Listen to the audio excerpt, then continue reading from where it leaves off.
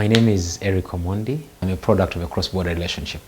My mother is Kenyan and my dad is Ugandan, and by this nature, I transact a lot of business across the border.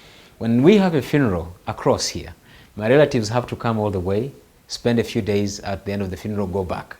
When they have funerals, we do the same. I must admit that I go to one-on-one for Rumba and catching up with Kenyan young people, but equally my fellow Kenyan counterparts love to come here to have our beer. They say it's cheap, and sometimes it's easier to access services across the border other than it is to access here.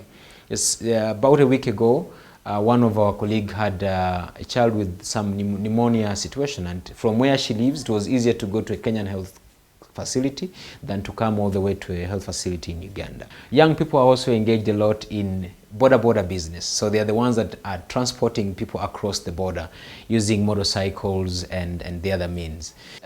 Like I've mentioned, the dynamics, these cannot be going on without challenges, of course.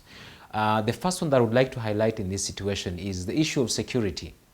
It's sad, and up to now I haven't dealt with the pains of losing Aziz.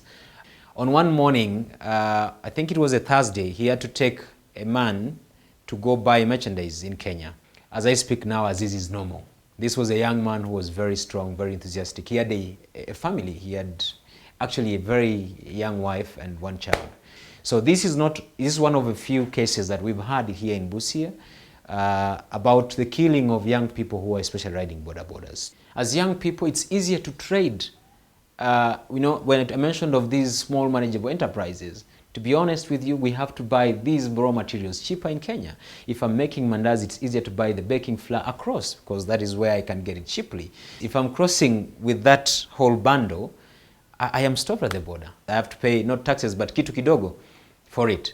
It's even worse for women, because women are harassed. Women they're taken advantage of, because by being a woman, you have to offer something else if you don't have the money. And this has led one to abuse of these women. So the issues of exploitation, issues of taxes, unharmonized policies, issues of security threats are big issues that are affecting ourselves as young people. I would love to move free.